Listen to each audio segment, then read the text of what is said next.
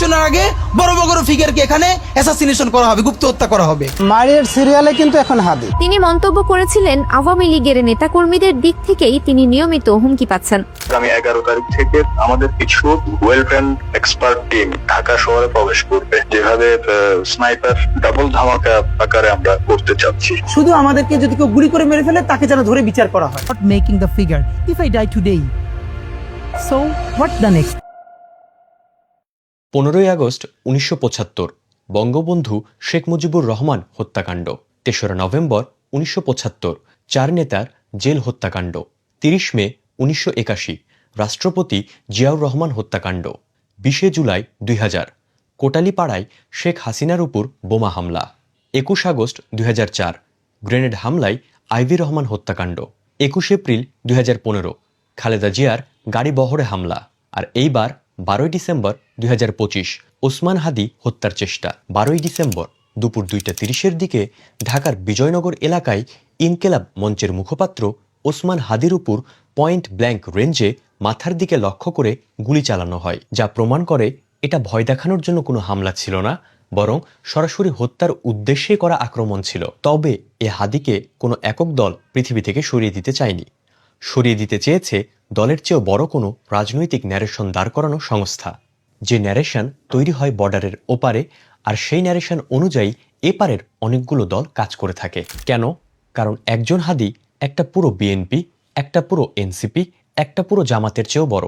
আপনি তাকে দেখলে নিঃসন্দেহে বুঝতে পারবেন যে সে পুরো জুলাইটা নিজের কাঁধের উপর নিয়েই দাঁড়িয়ে আছে।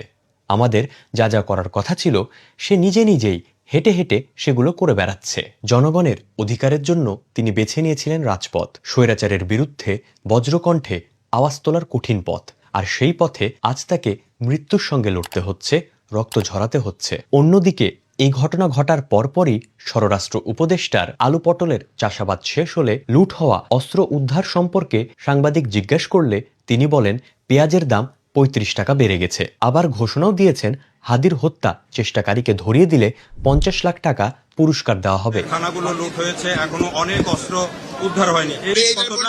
আমি এখন বলতে দেখেন যে পেঁয়াজের যে দামটা, স্যার, দেশে কোটি কোটি টাকা বেতন দেওয়া এত সব ইনফর্মার, ফোর্স আর গোয়েন্দা থাকার পরেও যদি অপরাধী ধরার জন্য এসব সংস্থা বাদ দিয়ে সাধারণ মানুষের দ্বারস্থ হতেই হয়, তাহলে তো একটা নিয়ম করে দিলেই হয় যে মানুষগুলো চোর, ডাকাত, ধর্ষক সহ সব ধরনের অপরাধীকে ধরিয়ে দিবে, মাস শেষে গিয়ে তারাই বেতন পাবে। তাহলে অন্তত দেশের লাখ লাখ বেকার মানুষেরা মাস শেষে কিছু টাকার তো স্বপ্ন দেখতেই পেত।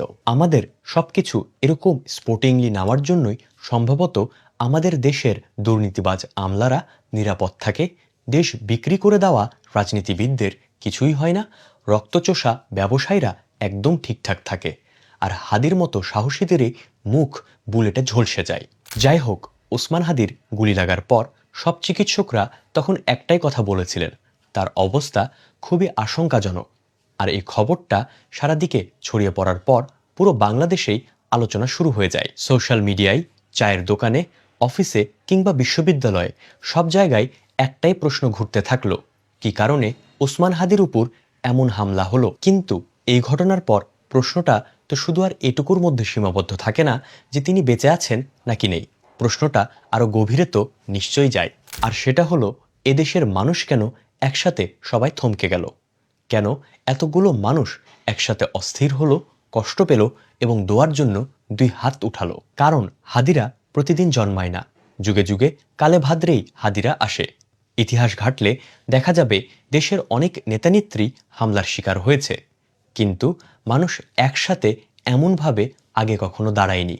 এত আবেগ, এত কষ্ট, এত অস্থিরতা সবকিছুর পেছনেই তো নিশ্চয়ই কোনো না কোনো কারণ আছে। আর সেই কারণটাই হলো, ওসমান হাদি ছিলেন সকলের থেকে আলাদা। তিনি নিখুঁত ছিলেন না, কিন্তু পরিষ্কার ছিলেন। তিনি রাজনীতি করতেন, কিন্তু লুকিয়ে নয়। তিনি কথাও বলতেন, কিন্তু ঘুরিয়ে নয়। তিনি তরুণদের বুঝতেন, তরুণদের ভাষায় কথা বলতেন, এমনভাবে বলতেন যে সামনে বসা মানুষটাকে চোখে চোখ রেখে বলছেন, আমি তোমাদের মতোই। এই কারণেই ওসমান হাদির জীবিত থাকা কিংবা চলে যাওয়া দুটোই মানুষের মনোকষ্টের দারুণ কারণ হয়ে দাঁড়িয়েছে। তিনি বেঁচে থাকলে ভয় থাকে তাকে আবার হারিয়ে ফেলবো না তো, আর তিনি না থাকলে ভয়টা আরো বড় হয় যে তার মতো আবার কেউ আসবে তো? এই জায়গায় দাঁড়িয়ে ইতিহাস আমাদেরকে একটাই কথা বলে, যারা সৎ থাকে তারা শুধুমাত্র শরীর দিয়ে টিকে থাকে না, তারা টিকে থাকে আদর্শ দিয়ে। খারাপ সবসময় শব্দ করে, ভয় দেখায়, গুলি চালায়, কিন্তু ভালো জিনিসটা চুপচাপ মানুষের মনে ঢুকে যায় আর ধীরে ধীরে ঠিকই নিজের জায়গা করে নেয়। হাদি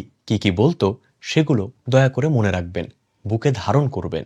ওগুলোই হচ্ছে প্রজন্মের কথা, আর এই কথাগুলোই আপনাকে ভবিষ্যতে হাদির মতো ব্যক্তি হতে সহায়তা করবে। আমি জানি এটা বিজয়ের মাস, আনন্দের মাস, উচ্ছ্বাসের মাস, কিন্তু এটাও তো সত্য যে এই বছরের ডিসেম্বর আমাদের আনন্দের চেয়ে একটু কষ্ট বেশি বয়ে নিয়ে এসেছে, যে কষ্টগুলো বলে দিচ্ছে যে এই দেশের জনগণ এখনও সততা চাই, স্বচ্ছতা চাই, আর ভয় না পাওয়া নেতৃত্ব চাই। দেখেন, দিন শেষে তো আমরা সবাই চলে যাব, থেকে যাবে আমাদের করা কাজ, সততা আর সাহস। মনে রাখবেন, যে সততা অন্যায়ের বিরুদ্ধে দাঁড়ায় সেই সততাই কিন্তু শেষ পর্যন্ত জিতে যায়, কারণ মৃত্যুর ফয়সালা তো জমিনে নয়, আসমানে হয়।